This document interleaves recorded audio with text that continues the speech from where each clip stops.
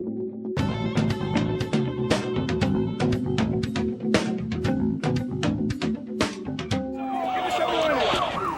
believed a 737 has crashed into. There's speculation at this point, but at least 3 floors taken out. Another plane coming down. Jet plane, clearly a jet plane, a good-sized airplane, slamming into the second tower. Boom! Oh, man. What's going on? You are a New York City firefighter.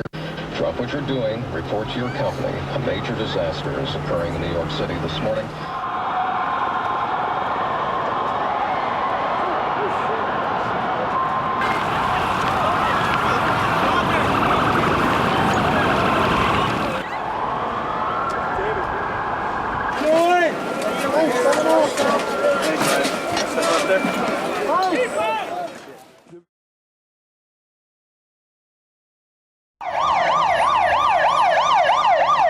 For months now, those who should know have been warning us it's only a matter of time before the terrorists target London. Today, the chilling sound of hundreds of emergency vehicles announced that dreaded day had come. And the lives of totally innocent people were being shattered in the name of a cause we don't even know. The rubble of a building that had been neglected for decades. Neglect that caused the deaths of 9 people and left 22 others so seriously injured their lives had been changed forever. Beneath the Stockline factory in Glasgow, a gas pipe had corroded. No one monitored it, and on May the 11th, 2004, the building exploded. Today, the factory's operators, ICL Plastics and ICL Tech, admitted significant health and safety breaches. Like most of us, Spike Lee first saw the suffering, the apocalyptic chaos of the survivors on 24-hour news channels from abroad. Hey, officer, keep the barricades going back this way.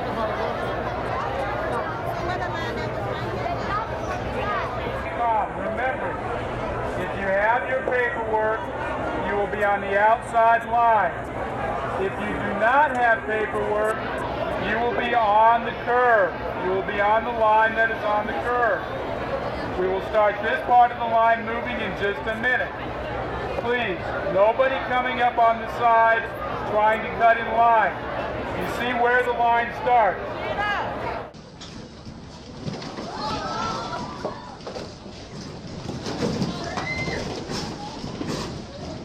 They certainly couldn't evacuate in time. They had about half an hour before the tidal wave came in, and the whole place has been devastated.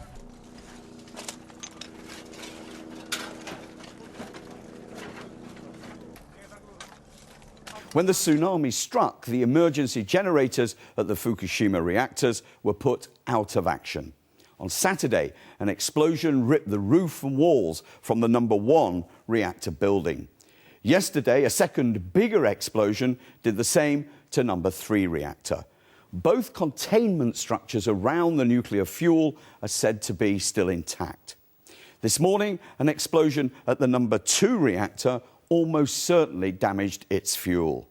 Minutes later, the number 4 reactor exploded and then caught fire. Number 4 has been shut down for months, but it still contains spent fuel rods in a storage pool, which still have the potential to overheat and leak radioactive material. The pyres of dead animals are alight again tonight, and soon, as well as infected herds, the flames will be consuming sheep and pigs that aren't diseased, but soon would be. From this weekend, animals at strong risk of foot and mouth, perhaps 300,000 of them, will be put to the torch. Farmers are appalled that these lambs and ewes might have to be culled in a desperate attempt to build a fire break that could stop the epidemic in its tracks. At least 30 cars were swept away, some left concertinaed around telegraph poles. Well, 1 or 2 residents of the village did decide to spend the night, but they're a tiny number. It's pretty much deserted here. The emergency services really just mopping up the last of the searches going on in case there are any people trapped in buildings or cars. So far, the number of people trapped seems to be miraculously small. We're being told nobody reported dead as yet, and the injury list is very small. The reason being, of course, that this, unlike the Linton-Lynmouth disaster, this happened in daylight. People didn't have much warning from the forecast, but once the rain began to fall, they did get some, and they could see their way out. In Norfolk, just before dawn today, farmers moved in to support lorry drivers blockading a major oil distribution centre. And that's an allegiance which is being repeated all around the country. With lorries and tractors parked side by side, these two groups are picketing most major fuel depots and refineries and bringing supplies to a halt across Britain. In Manchester, for example, there was no fuel at some petrol stations today. Others had sold out by mid-morning as hundreds of anxious drivers tried to stock up. People braving the sub-zero temperatures to buy those last-minute Christmas gifts. But not all retailers have got their Christmas wish. Blizzard conditions forced one of Britain's best-known shopping centres, Brent Cross in North London, to close. Problems too in Birmingham. Traffic queues not to get into the Bullring shopping centre, but people heading out and desperate to get home, abandoning their shopping plans.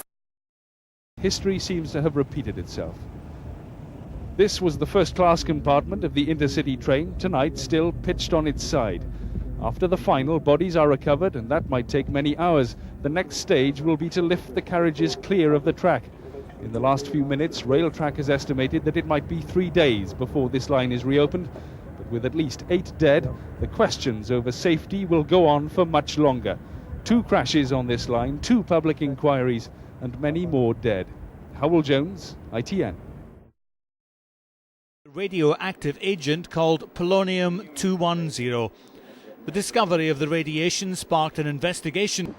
Even a British Airways plane which had flown from Moscow tested positive for signs of radiation. Since Mr. Litvinenko died here at University College Hospital 5 days ago, over 1,100 people who were in the Itsu Sushi Bar or the Millennium Hotel have called NHS Direct. Only 8 of those have been sent to a specialist outpatient clinic for assessment. And the Health Protection Agency insists their risk of being contaminated with polonium-210 is low. Nevertheless, with such a potent poison, they can't afford to take any risks. They hoped it would be third time lucky, but their luck ran out at about 8 o'clock this evening when the main street of Tenbury Wells became completely submerged. Attempts to rescue cars were unsuccessful. Police tried to clear the area as water is fast flowing, washing debris into the River Team. Houses near the river have once again been abandoned, and there are fears that the main bridge into town may have been weakened. Have you had any damage? Yeah. She certainly has. Like 20,000 residents across Hull, the downstairs of Sam Norris's house is ruined and she's living in a B&B. It may not look so dramatic now that the water's disappeared, but the council estimates that the floods have affected more than 16,000 homes, 1,500 businesses and 32 schools.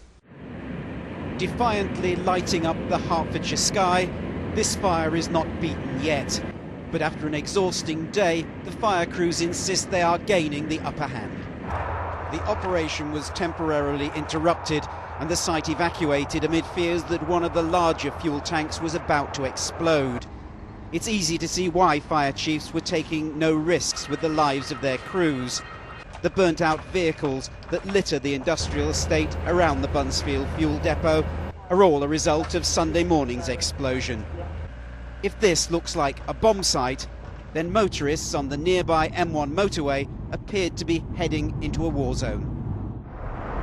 It's the biggest peacetime fire in Europe, and it leaves the people of Hemel Hempstead sitting under a threatening cloud that at times has turned day to night.